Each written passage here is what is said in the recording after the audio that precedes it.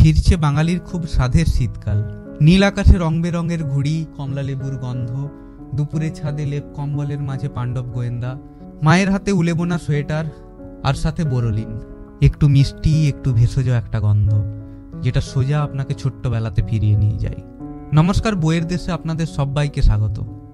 আজ আমরা কোনো ছাপা বইয়ের পাতা উল্টাবো না। আজ উল্টাবো আমাদের সবার জীবনে ধূসর হয়ে যাওয়া একটি অধ্যায়।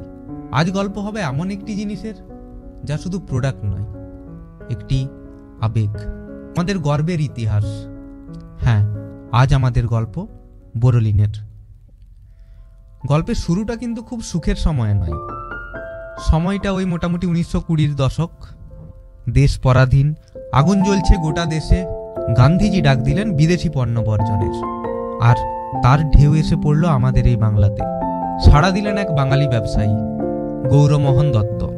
ঠিক করলেন এমন কিছু একটা তৈরি করতে হবে যা হবে সম্পূর্ণ স্বদেশী, যা দিয়ে ইংরেজদের প্রসাধনীর দম্ভকে একটি দেশীয় জবাব দিতে পারবেন।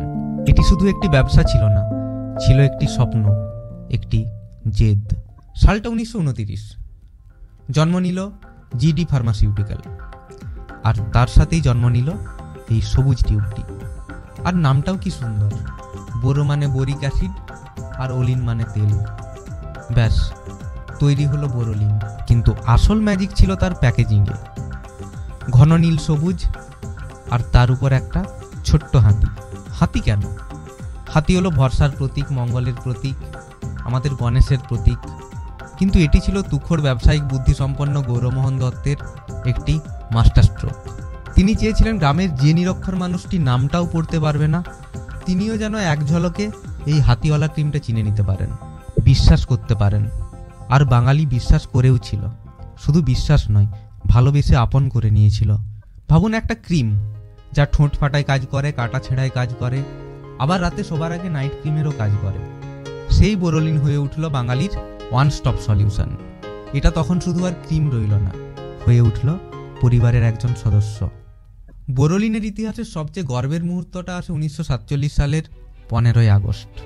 দেশ হলো স্বাধীন, চারিদিকে আনন্দের জোয়ার। আর সেই আনন্দের দিনে জিডি ফার্মাসিউটিক্যাল কি করলো জানেন?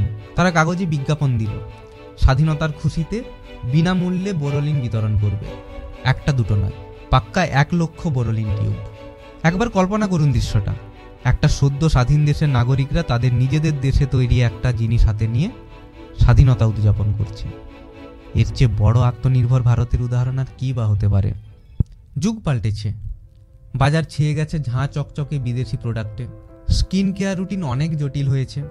কিন্তু এত সব কিছুর পরেও প্রত্যেক বাঙালির বাথরুমে, ড্রেসিং টেবিলে বা ট্রাভেল ব্যাগে এই সবুজ টিউবটা ঠিক খুঁজে পাওয়া যায়।